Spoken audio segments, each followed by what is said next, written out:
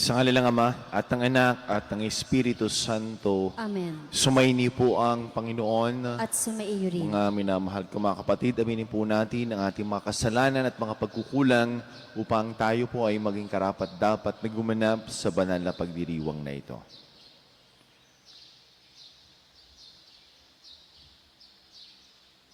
Inaamin ko sa makapangyarihang Diyos at sa inyong mga kapatid, na lubha ako nagkasala sa isip, sa salita, sa gawa, at sa aking pagkukulang.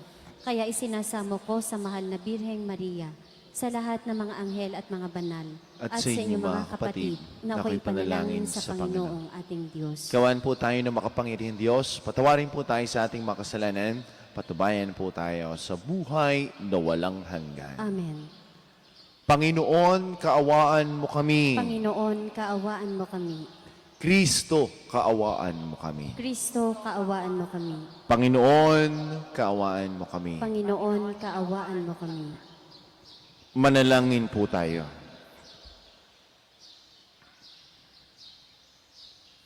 Ama naming makapangyarihan, maisaloob nawa naming palagian ang mga galing sa Espiritu ng kabanalan upang sa salita at gawain aming magampanan ang lahat ng iyong mga kinalulugdan sa pamagitan ni Jesucristo kasama ng Espiritu Santo magpasawalang hanggan. Amen. Pagbasa mula sa sulat ni Apostol Santiago. Pakinggan ninyo ito, kayong mayayaman. Tumangis kayo at humagulhol sa mga kapaghatiang darating sa inyo. Bulok na ang inyong mga kayamanan at kinain ng tanga ang inyong mga damit. Kinain na ng kalawang ang inyong ginto at pilak, at ang kalawang ding iyon ang magiging katibayan laban sa inyo, at parang apoy na uubos sa inyong laman. Iyan ang kayamanang inimpok ninyo para sa mga huling araw. Sumisigaw laban sa inyo ang upa na hindi ninyo ibinigay sa mga gumapas sa inyong bukirin. Umabot sa langit sa pandinig ng Panginoong makapangyarihan sa lahat ang mga hinaing na mga mag-aani na inyong inapi. Nagpakalayaw kayo at nagpasasa dito sa lupa. Nagpataba kayong parang mga hayop na papatayin. Hinatulan ninyo at pinapatay ang mga matuwid, hindi sila lumaban sa inyo. Ang salita ng Diyos. Salamat sa Diyos. Salmong tugunan. Mapalad ang mga aba, ang Diyos ay nasa kanila. Mapalad ang mga aba, ang Diyos ay nasa kanila. Masdan ninyo yaong taong nagtiwala sa sarili, at sa kanyang kayamanan ay nanghawak na mabuti. Tulad niya'y mga tupa sa patayan din hahantong, kalawit ni kamatayan ang magiging kanyang pastol. Mapalad ang mga aba, ang Diyos ay nasa kanila. Ang matuwid magwawagi pag sumapit ang umaga, laban doon sa kaaway na ang bangkay ay bulok na. Sa lupain itong patay na malayo sa kanila, ngunit ako'y ililigtas, hindi ako babayaan. Aagawin ako ng Diyos sa kamay ng kamatayan. Mapalad ang mga aba, ang Diyos ay nasa kanila. Di ka dapat na matakot, ang tao man ay yumaman. Lumago man ng lumago, yaong kanyang kabuhayan. Hindi ito madadala kapag siya ay namatay. Ang yaman ay hindi niya madadala sa libingan. Mapalad ang mga aba, ang Diyos ay nasa kanila. At kahit na masiyahan ang tao sa kanyang buhay, dahilan sa sinuob ng papurit nagtagumpay, masasama pa rin siya sa ninunong nangamatay, masasakdal pa rin siya sa dilim na walang hanggan. Mapalad ang mga aba, ang Diyos ay nasa kanila.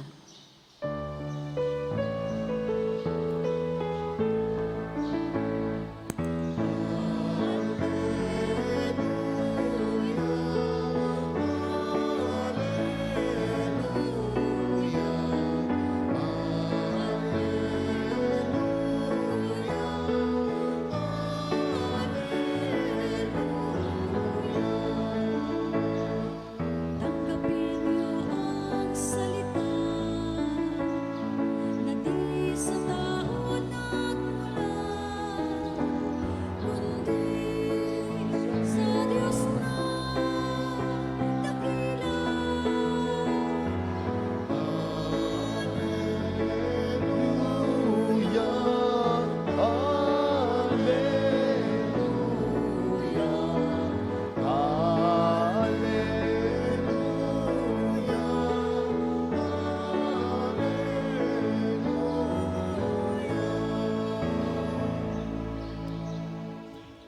Sumainyo ang Panginoon. At sumaiyo rin. Ang mabuting balita ng Panginoon ayon kay San Marcos. Papuri sa iyo, Panginoon. Noong panahong iyon, sinabi ni Jesus sa kanyang mga alagad, "Sinasabi ko sa inyo, sino mang magbigay sa inyo ng isang basong tubig dahil kayo'y kay Kristo, ay tiyak nagagantimpalaan. Mabuti pa sa isang tao ang siya'y bitina ng isang malaking gilingang bato sa liig at itapon sa dagat, kaysa maging sanhi ng pagkakasala ng isa sa maliliit na ito na nananalig sa akin. Kung ang kamay mo ang nagiging sanhi ng iyong pagkakasala, putulin mo. Mabuti pa ang mapunta sa langit ng putol ang isang kamay, kaysa may dalawang kamay na mahuhulog ka sa impyerno, sa apoy na hindi mamamatay. Do'y hindi mamamatay ang mga uod na kumakain sa kanila, at hindi mamamatay ang apoy. Kung ang paa mo ang nagiging sanhi ng iyong pagkakasala, putulin mo.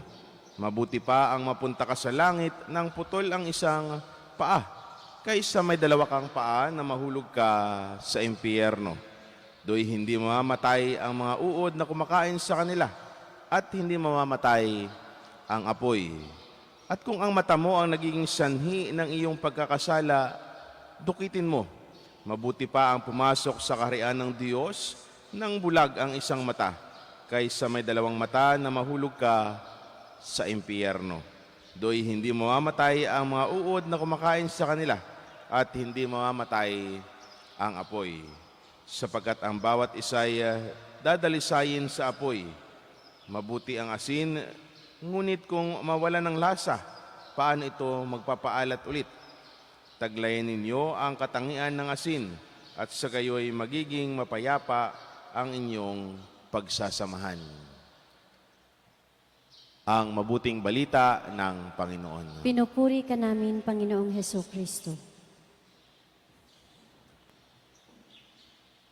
Sa mga sumusubaybay po sa atin sa Facebook Live, sa kanilang tahanan at sa mga kapilyang nasasakupan dito, at sa inyo po ay magandang umaga sa inyong lahat. Sa atin po nga mabuting balita, napakaganda ng ating mabuting balita.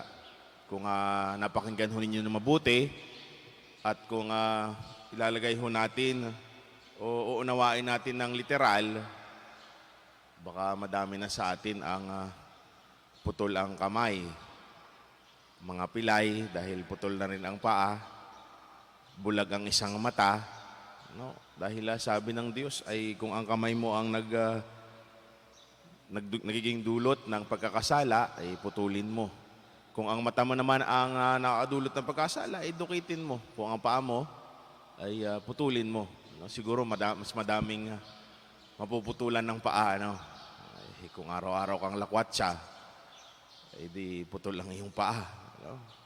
Kung araw-araw kang wala-wala sa inyong tahanan, ay di laging putol lang inyong paa. No? Pero ano ba ang paunawa sa atin sa ating mabuting balita ngayong araw na ito? Ang sabi ni Jesus, kung ang isang bahagi ng iyong katawan ang nagiging dahilan ng iyong pagkakasala, tanggalin mo ito. Mainam pang pumasok sa kaharian ng langit na hindi kumpleto ang mga bahagi ng iyong katawan, kaysa mahulog ka sa impyerno na buo ang katawan mo. Pero siyempre, alam natin na hindi natin ito inuunawa ng literal ang kahulugan ng ating mabuting balita. Madalas ang mga matalinhagang nakasulat sa banal na Biblia ay may malalim na kahulugan. Ito rin ay bukas sa iba't ibang uri ng interpretasyon. Subalit hindi rin dapat malihis ang ating interpretasyon sa pinaka-esensya o pinakadiwa ng mabuting balita. Sa akin pong pagbabasa at pagninilay, nalaman kong ang isa sa mga punto ng ating mabuting balita ay ang kahalagahan ng pag-iwas natin sa mga bagay na naglalapit sa atin sa tukso o pagkakasala. Ito man ay ating relasyon sa mga mahalagang tao sa bagay o sa ating buhay o sa mga kaibigan o kapamilya. Subalit, itinuturo din ni Jesus ang tungkol sa pagpapatawad at pagmamahal sa ating kapamilya at sa kapwa. Ito marahil ang pumipigil sa atin upang putulin ang ating ugnayan sa mga mahalagang tao sa ating buhay, kahit na hindi na maganda ang idinudulot sa atin. Subalit, tandaan natin, ang pagmamahal ay nagsisimula sa pagpapahalaga ng sarili. Ang pagtalikod sa mga mali nating at ginagawa natin sa buhay ay hindi nangangahulugan ng pag-abandona sa kanila. Kailangan lang muna nating ituwid ang ating buhay upang matulungan natin sila. Maaari din ang mga nagtutulak sa atin upang magkasala o mga bagay o kaya naman ang mga gawaing nagbibigay sa atin ng panandaliang saya, katulad namang lang kapag tayo ay natutok sa online games o di kaya kakapanood natin ng Netflix.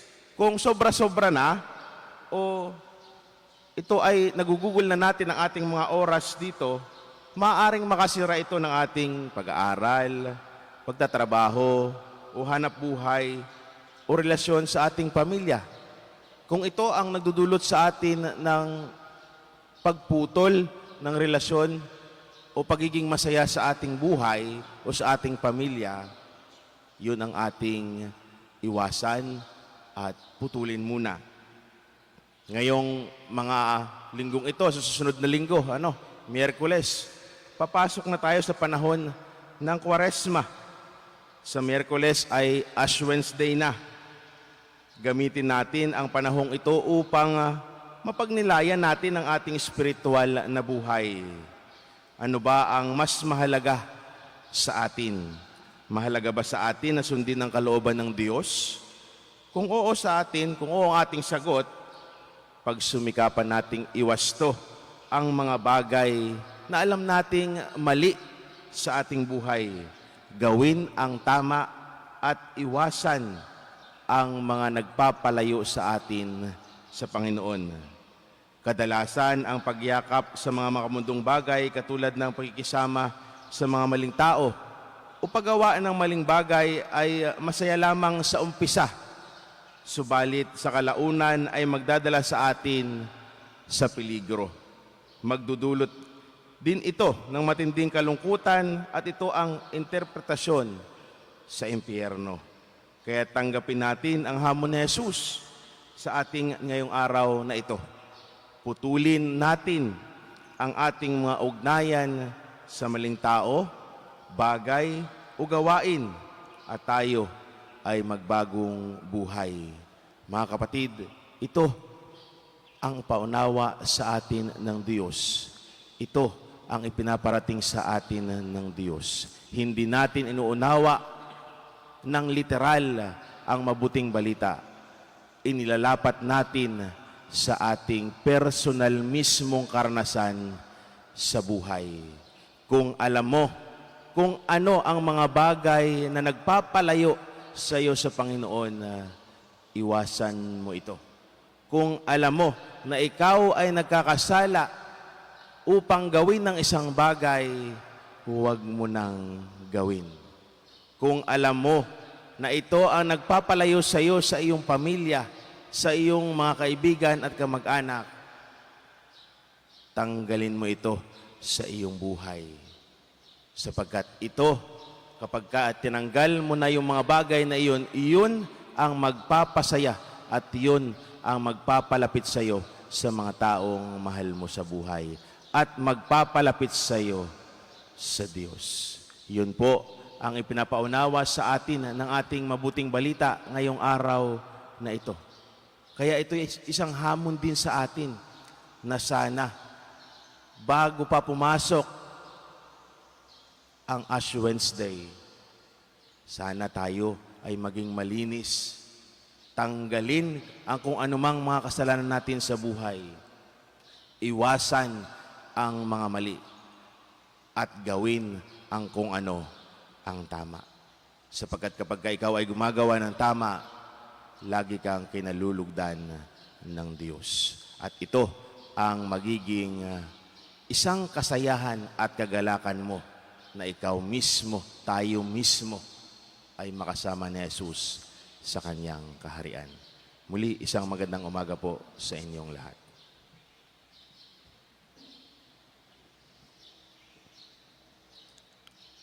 Manalangin tayo ngayon sa Diyos Ama para sa kaliwanagan ng ating isip at diwa habang ating inilalahad sa Kanya ang mga pangailangan na hindi buo at hiwa-hiwalay na daigdig. Panginoon, dinggin mo ang aming panalangin. Panginoon, dinggin mo ang aming panalangin. Ang banal na sambayanan ng Diyos, naway manatiling matatag sa pakikibaka laban sa iba't ibang kasamaan. Manalangin tayo sa Panginoon. Panginoon, dinggin mo ang aming panalangin. Ang lahat ng mga tao, naway patuloy na magsumikap sa pagharap sa mga pagsubok at pagdurusa. Manalangin tayo sa Panginoon. Panginoon, dinggin mo ang aming panalangin. Ang ating mga ari-arian, naway huwag nating hayaang umakay sa atin sa kawalan. Manalangin tayo sa Panginoon. Panginoon, dinggin mo ang aming panalangin. Ang mga may sakit, naway makatagpo ng lakas at kasiyahan mula sa mga nag-aaruga sa kanila. Manalangin tayo sa Panginoon. Panginoon, dinggin mo ang aming panalangin. Ang ating mga mahal na yumao, naway makatagpo ng walang hanggang kapanghingahan. Manalangin tayo sa Panginoon. Panginoon, dinggin mo ang aming panalangin. Makapangyarihang Ama, humihingi ng katapangan sa pananampalataya ang bayang iyong tinawag na sumunod sa iyong anak na inilalahad ang kanilang pangailangan sa iyo. Hinihiling namin ito sa pamamagitan ni Kristo ang aming Panginoon. Amen. Amen.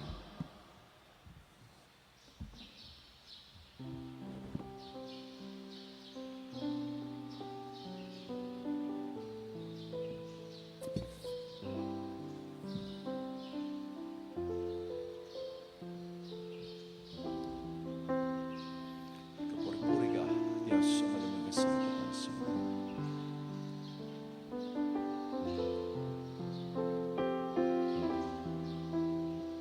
Kapuri-puri ka, Diyos, sa malamig sa pagkakas. Sa iyo na lang nangyalay. Mula sa katas ng sumpa.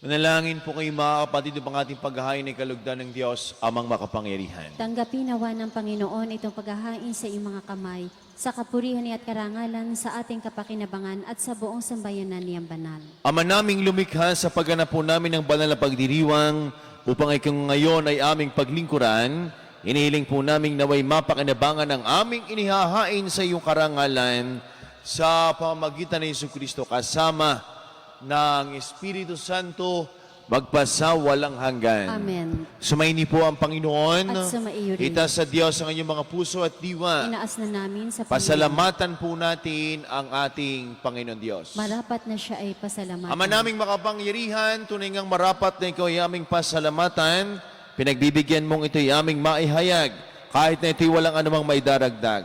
Sa kadakilang sa iyo ay likas, sa pagpupuri namin ang nakikinabang ay kami rin iyong pinakikiharapan sa pamagitan ng anak na minamahal. Kaya, kaysa ng mga anghel na nagsisiawit ng papuri sa walang umpay sa kalangitan, kami po'y nagbubunyi sa iyong kadakilaan. Santo, Santo, Santo, Panginoon Diyos ng mga hukbo, napupuno ang langit at lupa ng kadakilaan mo. Osana sa kaitaasan. Pinagpala ang naparirito sa ngalan ng Panginoon.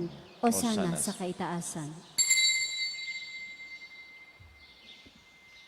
Ama naming banal, ikaw po ang bukal ng tanang kabanalan, kaya't sa pamagitan ng iyong Espiritu, ang iyong banal na mga kaloob na ito upang para sa amin ay maging katawan at tugon ng aming Panginoong Jesucristo. Bago niya pinagtiis ang kusang loob na maging handog, hinawakan niyang tinapay, pinasalamatan kaniya, pinagati-hati niya, inabot sa kanyang mga alagad at sinabi, tanggapin ninyong lahat ito at kanin ito ang aking katawan na ihahandog para sa inyo.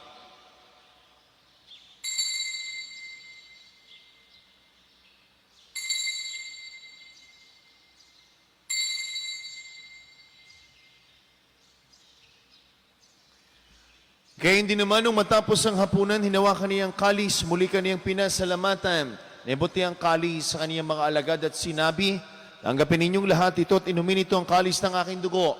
Ng bago at walang hanggang tipan, ang aking dugo na ibubus para sa inyo, para sa lahat. Sa kapagpapatawad ng mga kasalan, gawin ninyo ito sa pag-alaala sa akin.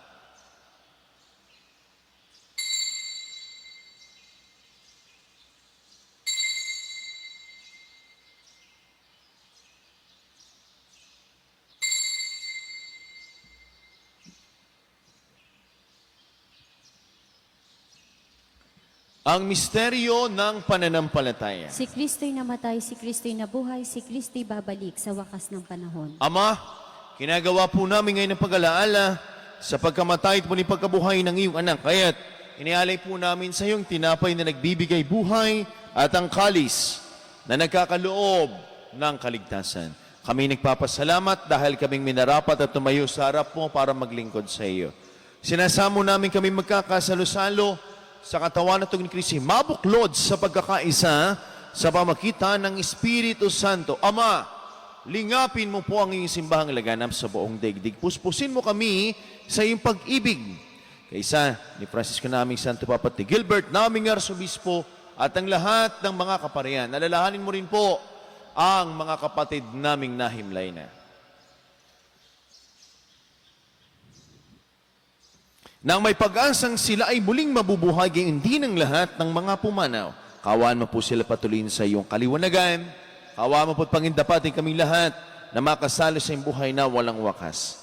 Kaysa ng malabaring marina na ng Diyos, ni Poong San Jose na ating ding patron, kaysa ng lahat ng mga apostol, San Jose Marelo, San Pedro Calungsod, San Lorenzo Ruiz at ng lahat ng mga banal, na namuhay sa daigdig ng kalugod-lugod sa iyo, may pagdiwang nawa po namin ang pagpupuri sa kararangal mo sa pamamagitan ng iyong anak na aming Panginoong Heso Kristo.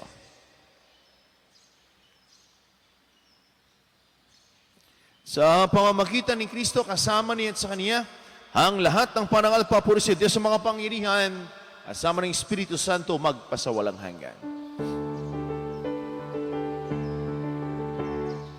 Amen, amen, amen. Amen.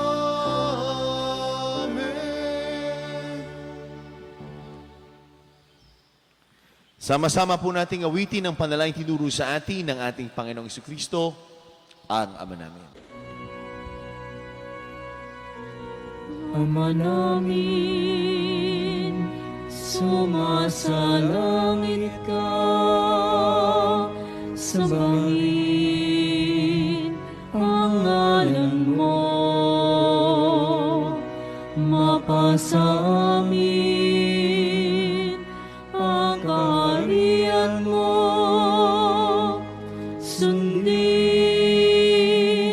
ang loob mo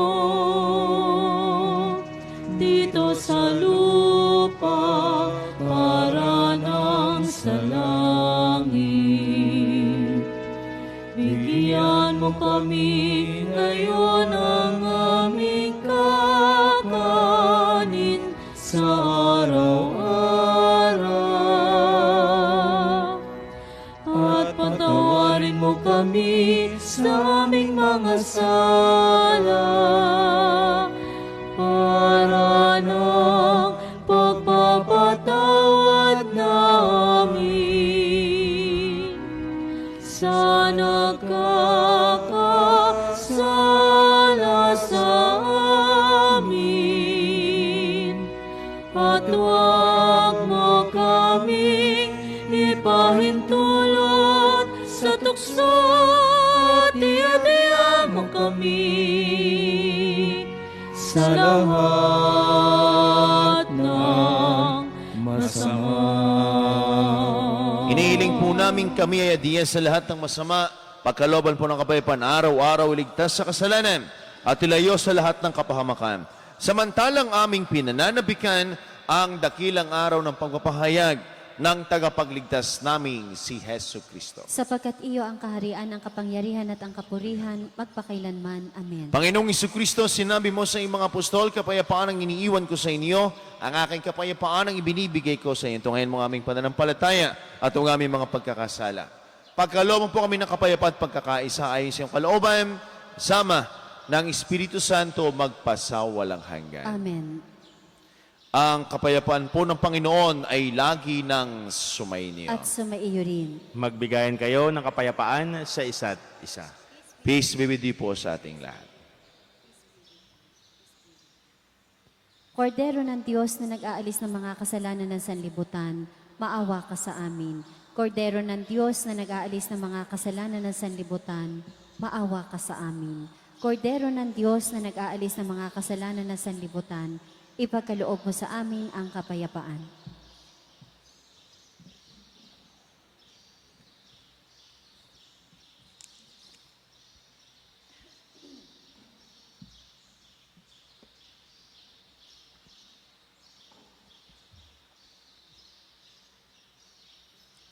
Minamahal ko mga kapatid, ito ang kordero ng Diyos, siya nagali sa mga kasalanan ng isang libutan.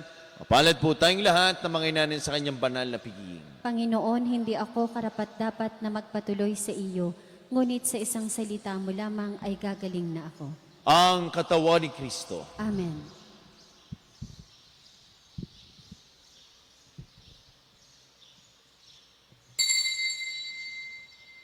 Panginoong Jesus, ako ay nananalig na ikaw ay nasa kabanal-banalang sakramento sa altar. Iniibig kita ng higit sa lahat at minimithi kong tanggapin ka sa paraang espiritual dahil hindi ko kayang tanggapin sa panahon ngayon ang iyong katawan at dugo sa banal na sakramento. Kahit man lang sana ay matanggap kita sa paraang espiritual sa aking puso. Niyayakap kita na para bang andito ka na talaga sa aking puso at iniaalay ko ng buong puso ang aking sarili sa iyo. Huwag mong pahintulutang mawalay ako sa iyo. Amen.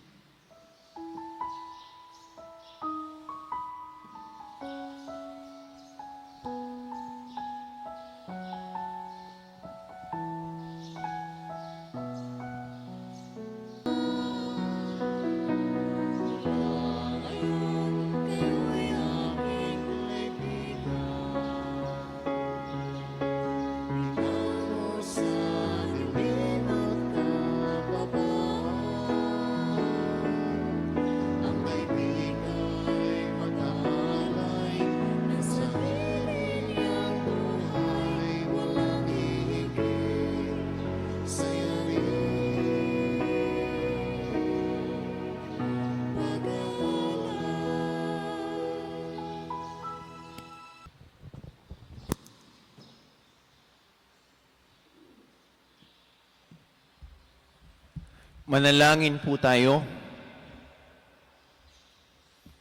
Ama naming mapagmahal, ipag-alam mong aming mapakinabangan ng dulot ng kaligtasan ng aming pinagsaluhan bilang isang laming tiyak na pagsagip sa tanan sa pamagitan ni Jesucristo kasama ng Espiritu Santo magpasawalang hanggan. Amen. Sumaini po ang Panginoon. At sumaiyo rin. Pagpalain po kayo, ingatan, gabayan, kahabagan, kasama na po niyo mga mahal sa buhay at buong pamilya ng ating mapagmahal na Diyos. Sa ngalan ng Ama, ng Anak, at ng Espiritu Santo. Amen. Ang banal na misa ay naialay na, mayroong taglayang pag-ibig upang ang Diyos ay mahalin at paglingkuran. Salamat sa Diyos. Magandang umaga po sa ating lahat.